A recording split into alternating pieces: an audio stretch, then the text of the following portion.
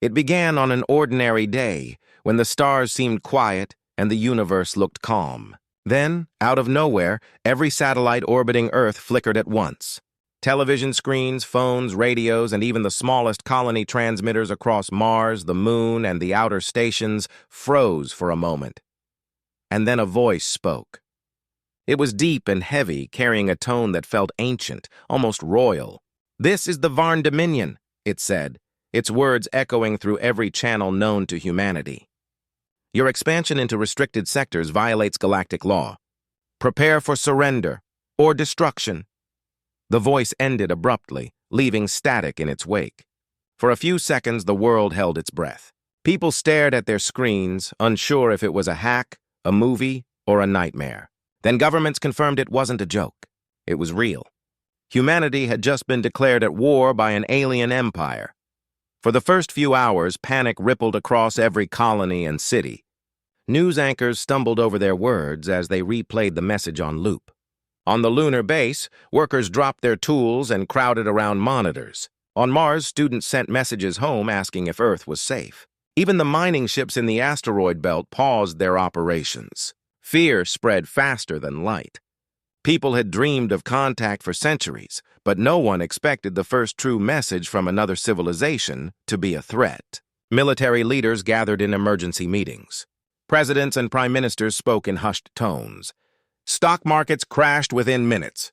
Humanity, for the first time in generations, felt small again. But then, something shifted. As the hours passed, the fear began to fade. People started asking questions. Who do they think we are? They're declaring war on humans? Haven't we been through worse?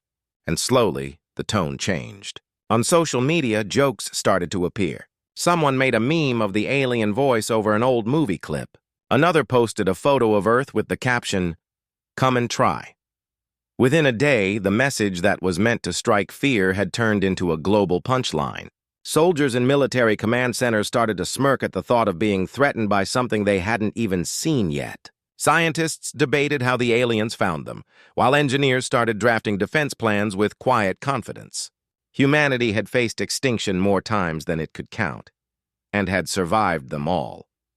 In space, the first response came not from a government, but from a group of cargo pilots near Jupiter's orbit. One of them broadcasted a single message on open frequency. Message received. We're not scared. Millions watched as the simple transmission spread across the galaxy. For the first time, the fear that once gripped humankind turned into determination. Instead of hiding, Earth's skies filled with the hum of activity. Spaceports opened day and night, loading supplies and preparing fleets. Scientists from rival nations shared technology. The lunar colonies offered their energy grids to support Earth's defenses. Humanity didn't run. Humanity built. The Varn Dominion expected panic, surrender, and chaos. Instead, they got something entirely different: unity. On every planet, in every base, people looked up at the same sky and felt the same spark of defiance. They didn't know what the Varn looked like or how strong their weapons were, but they knew one thing. Fear had never stopped humanity before. People whispered to each other in offices, schools, and homes, "Let them come." It wasn't said with arrogance, but with a quiet, shared smile. The kind of smile born from experience, from history, from struggle. Humanity had already fought its hardest wars, against disease, nature, and even itself. So when the galaxy finally came knocking, humanity didn't tremble. It simply smiled back and whispered, "We've been waiting." For thousands of years, the Varn Dominion had believed they were untouchable. Their empire stretched across galaxies, ruling over hundreds of alien species with strict laws and ruthless control. To them, humanity was nothing more than a curious little experiment, a young species that had grown too fast and reached too far. They studied Earth's history and laughed at it. Wars, pollution, rebellion, to the Varn, humans were reckless children playing with dangerous toys. The Dominion's Council decided that this conflict would not even be a real war, just a lesson. They would send their fleets, crush Earth's defenses, and remind the newcomers of their place in the galaxy. It was supposed to be quick, clean, and symbolic.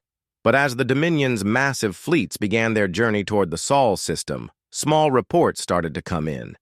At first, they seemed meaningless. Strange energy spikes around Mars, increased radio traffic from the Moon, and a sudden shift in the orbit of several old satellites. The Dominion's commanders ignored it at first, confident that these humans were panicking, preparing to beg for peace. But the closer they got, the stranger things became. Their sensors detected energy readings that didn't match any known military patterns. Their AI systems, designed to predict enemy movements with perfect accuracy, couldn't understand what was happening.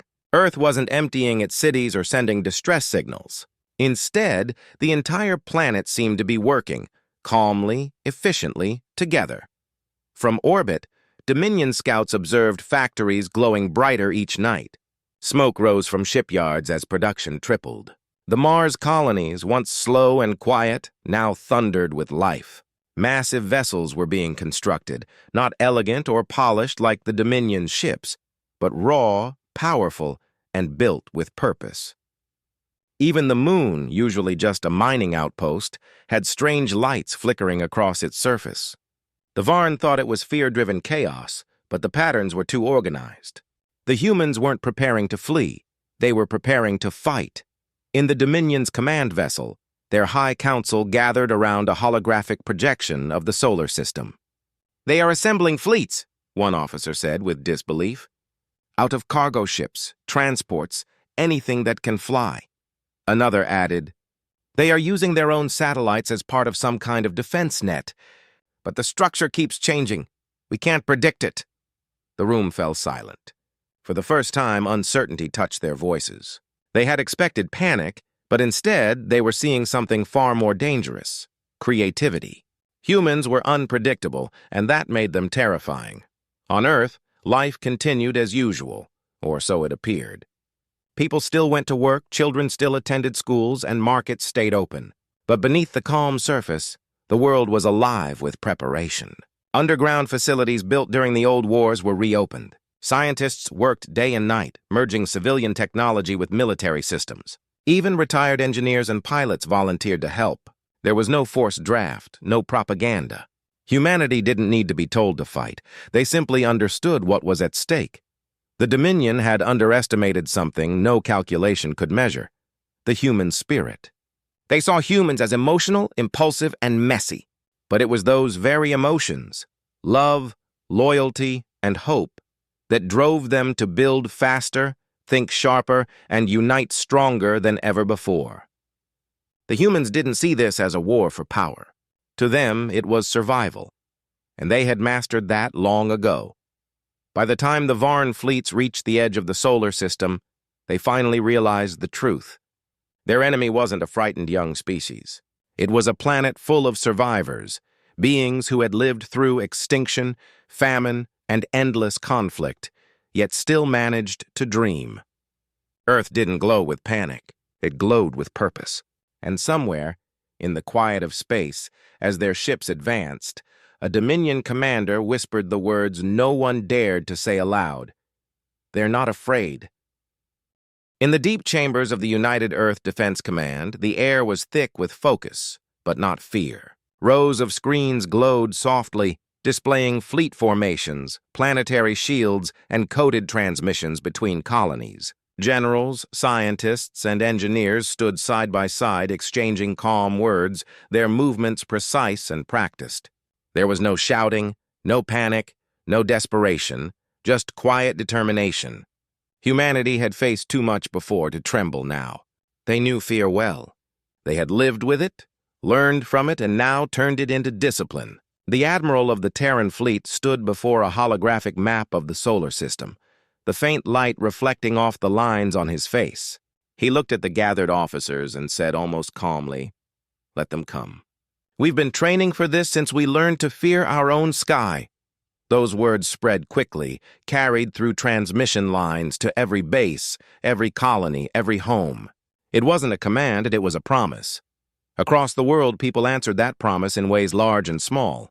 In factories buried deep beneath cities, workers built ship components without rest, each bolt tightened with care. On Mars, engineers reprogrammed old transport drones into agile defense units. On the moon, miners welded scrap metal into armor plating for ships that would never be meant for war, but were ready for one anyway. Students who once dreamed of careers in science or art joined as signal officers or medics. Farmers turned their fields into resource zones for supply convoys. Even children drew pictures of starships and heroes and taped them to walls, symbols of hope in the cold expanse of preparation. The planet was no longer divided by borders or flags. For the first time in history, there were no nations, only one, Earth. What made it remarkable was how calm everyone seemed. There were no grand speeches, no dramatic displays of patriotism. Humanity didn't need to prove anything to itself anymore.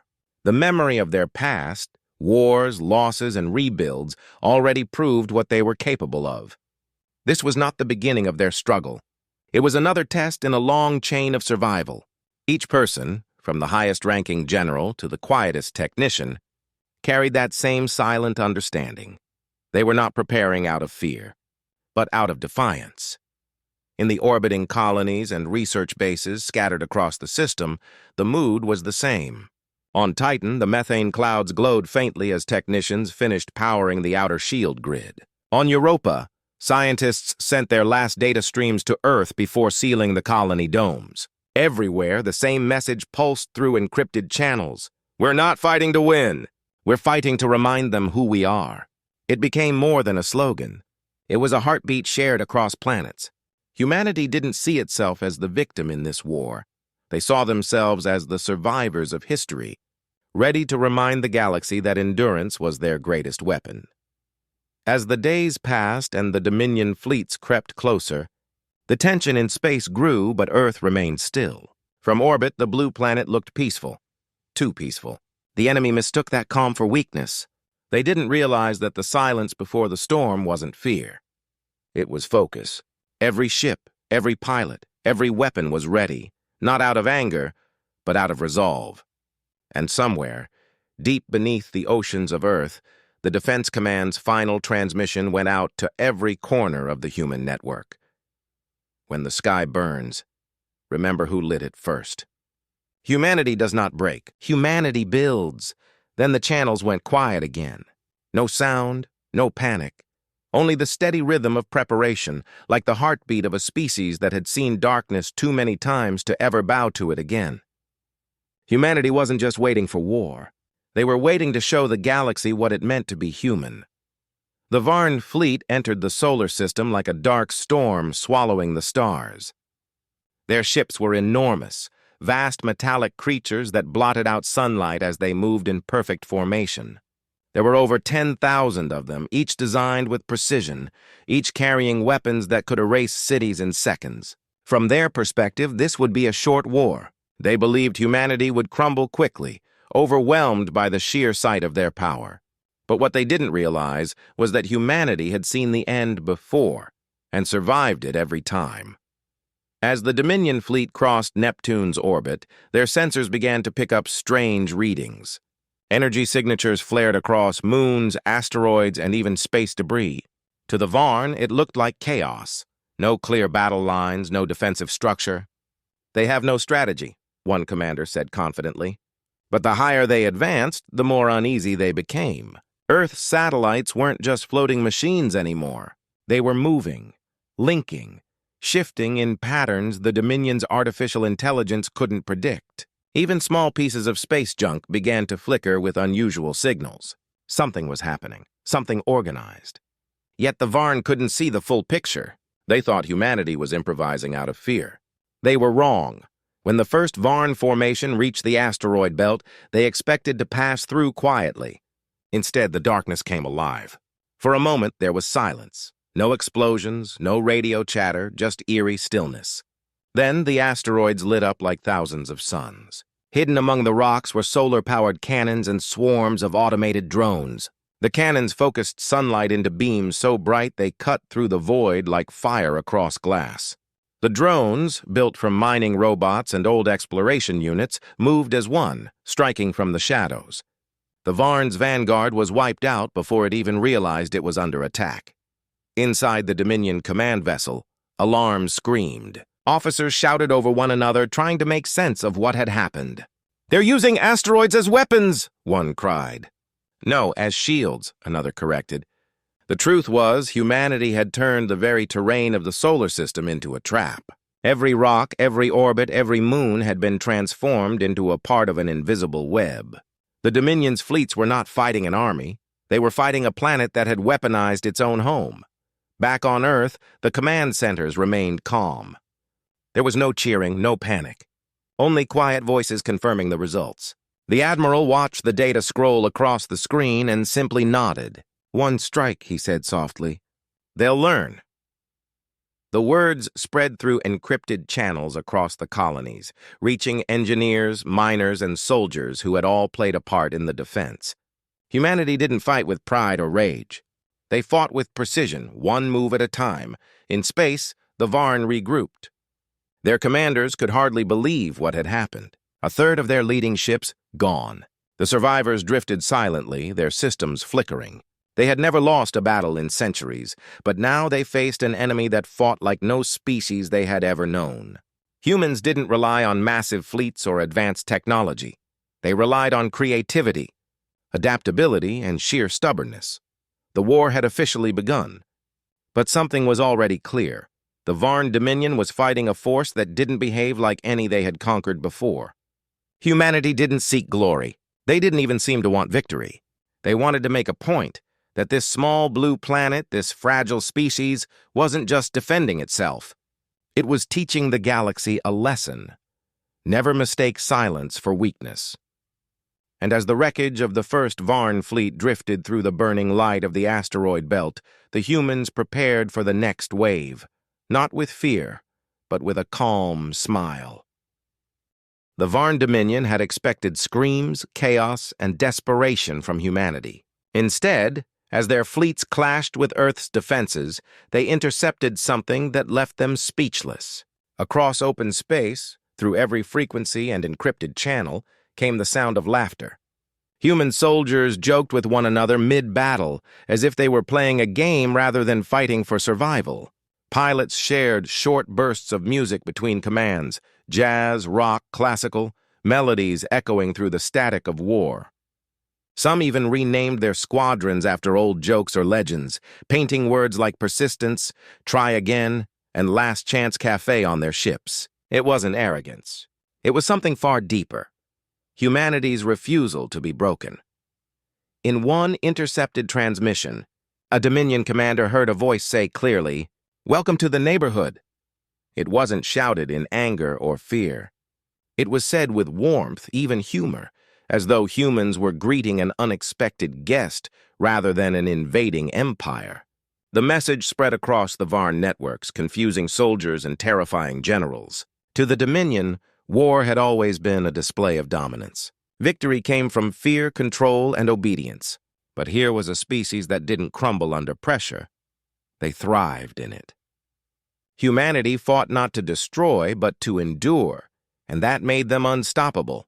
As the battle raged, Dominion fleets launched massive counterattacks. Yet for every human ship destroyed, two more seemed to appear. For every strategy they uncovered, humans changed the rules. They used old freighters as decoys, disguised orbital cannons as communication relays, and turned enemy signals against them. Dominion artificial intelligence couldn't predict them because humanity didn't follow logic. They followed instinct. In the midst of battle, one human pilot was recorded saying, "You can't plan for crazy." His laughter followed right after as his small ship weaved between cruisers 10 times its size. From the Dominion's command vessel, the Supreme Admiral watched in disbelief. Reports poured in, entire divisions refusing to advance, ships halting mid-formation, communication breakdowns caused not by human weapons, but by confusion. "They're smiling?" one officer asked in disbelief. "Yes," the Admiral replied, his tone dark. "And that's what makes them dangerous." On the human side, it wasn't about pride or showing off. Every person fighting knew the risks. They knew the odds. Yet instead of despair, there was unity. Soldiers shared recordings of families cheering them on. Engineers on Mars sent encouraging messages to pilots near Jupiter. Even civilians on Earth began lighting up their rooftops with messages for the stars, glowing words that read, "We believe in you." It wasn't just a war anymore. It had become a movement, one built on hope, defiance, and that strange, unshakable human humor. The Dominion couldn't understand it. They saw humanity losing ships, lives, resources, and yet their morale only grew. Every loss sparked new ideas, new tactics. Every victory was met with quiet gratitude, not arrogance. It was as if every human carried a secret, that they had already faced something worse than galactic war. Perhaps they had. They had faced extinction, disease, hunger, betrayal, and even each other, and still survived. By the third day of battle, the Dominion's analysts delivered a single, chilling report to their leaders. This species does not fight for survival. They fight because they believe they already won, by existing. That realization spread through the Empire like a shadow. For the first time in generations, the Dominion felt fear, not of defeat, but of what they were up against. Humanity's laughter, echoing across the stars, became a sound they would never forget, because behind every joke, every calm word, every fearless smile, was a truth the galaxy had just discovered. You can destroy a city, a planet, or even a fleet. But you can never destroy the spirit of a species that has already learned how to smile through its own end. The Dominion had grown desperate. After weeks of failed invasions and constant losses, their leaders gathered in silence, determined to break humanity's strange resilience once and for all. Their strategists believed they had found the key: communication. If they could sever Earth's global network, the flow of orders, information, and coordination, humanity's defense would collapse. And so, in one synchronized strike, they unleashed an attack that targeted every transmission satellite, relay station, and digital channel that kept the solar system connected. For a few short minutes, their plan worked. The skies went quiet. No signals moved between colonies. The Dominion commanders celebrated, thinking they had finally silenced the human resistance. But then something happened that they had never seen before. Silence didn't mean surrender. Humanity didn't stop. They simply changed how they spoke. On Earth, when the command grid went dark, civilians didn't wait for orders. Within minutes, old communication systems from decades past were reactivated. Amateur radio operators who once used their hobby to talk across oceans began transmitting emergency frequencies. On Mars, students and teenagers hacked into defunct satellites, turning them into makeshift relays. Even families in remote colonies began sending coded signals through mining beacons and transport ships. The military didn't have to command them. People just knew what to do. Humanity didn't operate like a machine that could be turned off. It moved like a living organism connected by instinct. The Dominion's fleet tried to exploit the disruption, launching attacks on key stations near Earth's orbit. But by the time their ships arrived, they found resistance already in place. Farmers who had converted old cargo ships into armed carriers, piloting them with skill learned not from training but from determination. On Mars, mechanics repurposed mining drones into automated defense units. In the asteroid belt, engineers used emergency beacons to lure Dominion ships into traps disguised as abandoned stations. There were no clear orders, no central control, just a million individuals acting with purpose. Humanity's unity wasn't born from command. It came from understanding what needed to be done. To the Dominion, this defied logic. Every empire they had conquered before relied on strict hierarchy. Destroy the leader, and the rest would fall. But humanity's structure was different. Every person, no matter how small their role, became a soldier, an engineer, a builder. They weren't following orders. They were following belief. Even in the most chaotic moments, messages began appearing again across every screen and radio. "We're still here." Those 3 words echoed from Earth to the moons of Jupiter, simple but unbreakable. The Dominion realized too late that humanity's true power wasn't its technology or its armies. It was its connection. Across the solar system, strangers worked together like one heartbeat. A teacher on Earth coordinated supply routes through an old tablet network. A group of children on Titan used toy drones to relay distress signals between colonies. A retired pilot in lunar orbit guided dozens of civilian ships through asteroid fields, using nothing but visual cues. The galaxy had never seen anything like it. Even without central command, humanity fought harder, faster, and smarter. When Dominion intelligence finally restored its sensors, they were met with a horrifying sight. The human fleets were reorganizing, their lines stronger than before. It was as if cutting off their communication had only made them closer. The Supreme Commander of the Dominion stared at the reports in disbelief. "They have no structure," he said quietly. "No order." His advisor shook his head. "No," he replied. "They have something better." And in that moment, the truth became clear to every Dominion strategist watching the war unfold. You cannot defeat a species that turns every loss into learning, every struggle into unity, and every person into a symbol of survival. Humanity didn't just rebuild its network, it became one. The war ended not with fire, but with silence. After months of frustration, the mighty Dominion fleet, once the terror of the galaxy, began to pull back. They didn't announce defeat. They called it a tactical pause, a phrase meant to hide shame behind pride. But everyone knew what it really was, a surrender. Humanity hadn't destroyed them. There were no heroic last stands, no climactic explosions lighting up the void. The Dominion wasn't beaten by stronger weapons or superior ships. They were beaten by something simpler: endurance.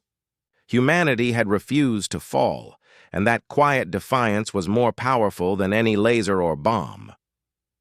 As the Dominion fleets turned away, their ships shrinking into specks of distant light beyond Pluto's orbit, Earth watched in complete silence. There were no celebrations, no roaring crowds, no victory parades. People simply stood under the open sky, staring up at the stars. Soldiers removed their helmets and sat quietly beside their machines. Engineers leaned back in their chairs, staring at screens that had gone still. Civilians on colonies hugged their families, not because they had won, but because they had survived. Humanity didn't need to cheer. Their victory was the silence itself. In command rooms around the system, leaders exchanged tired smiles. Reports came in one by one. No more enemy movement. No signs of pursuit. Yet no one declared war officially over. Humanity didn't crave recognition. They understood something deeper, that survival itself was the ultimate form of triumph. They had been tested not just by an enemy, but by the universe. And once again, they had proven what they had always been good at: enduring the impossible. On the other side of the stars, the Dominion's leaders met in shame. They couldn't understand how a species so young, so fragile, had resisted them. Their generals reviewed the battle data, thousands of engagements, none of which followed predictable logic. Every tactic failed because humans never acted the same way twice. Every defeat the Dominion suffered came not from brute force, but from creativity, unity, and something their empire had long forgotten: will. In the end, they weren't just beaten militarily, they were humbled. For the first time in galactic history, an empire had been defeated by a smile. Back on Earth, life began to return to normal, though nothing truly went back to how it was before. The world had changed. Borders meant less, cooperation meant more. Humanity's sense of identity had expanded beyond nations. They saw themselves now as one species, one family among the stars. Artists began painting murals of the war, not of ships and explosions, but of people helping each other, of laughter between soldiers, of children sending hope messages to the sky. The story of the war became a reminder that strength isn't always loud. Sometimes it's the quiet persistence to keep going, even when the universe tells you not to. When asked how humanity managed to win, one commander said simply, "We didn't win. We endured until they remembered we were human." Those words spread faster than any propaganda. Across colonies, schools taught the story not as a war, but as a lesson. That power isn't about control, it's about connection. Humanity hadn't fought for dominance or glory or vengeance. They fought for something purer: the right to exist, to dream, to laugh, and to keep building even after the stars turned hostile. And so, the war that shook the galaxy became known by another name, the war that never truly happened. Because in truth, there had been no true battle. There was only one side that wanted destruction and another that wanted life. And in the end, life, simple, imperfect, human life, won.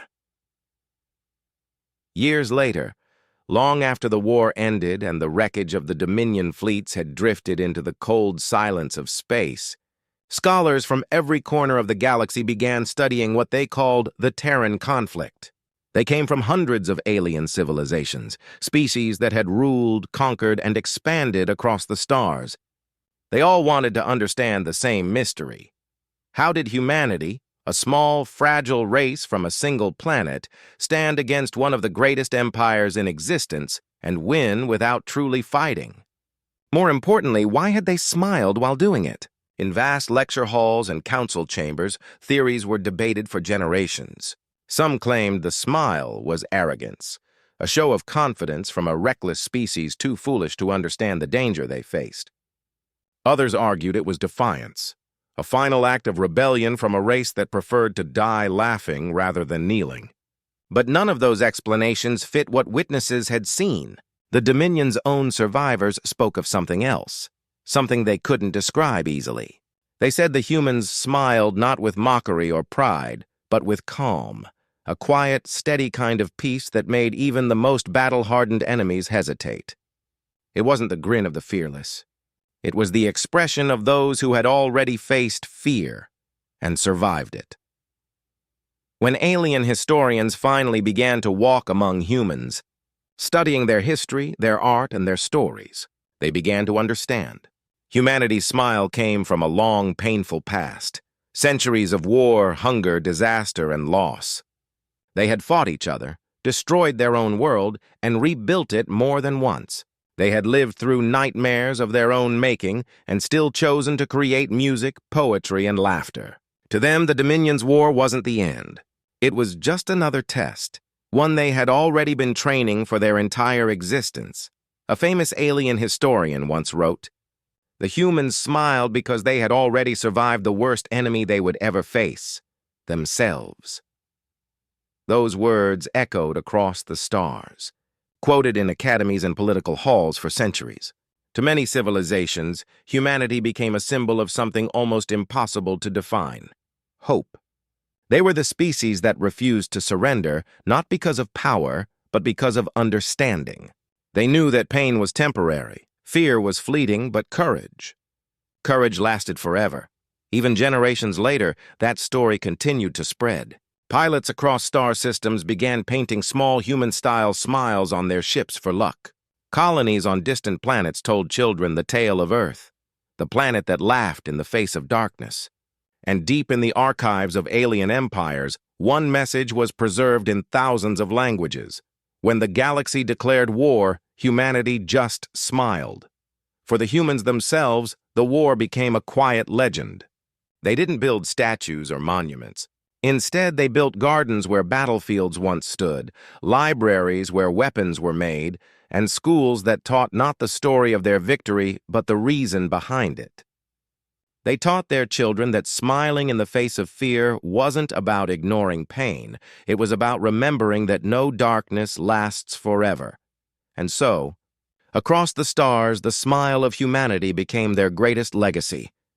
Not a weapon, not a tactic, but a truth. It was the mark of a species that had looked into the abyss of the universe, seen its endless coldness, and still found warmth within themselves. When others saw emptiness, they saw potential.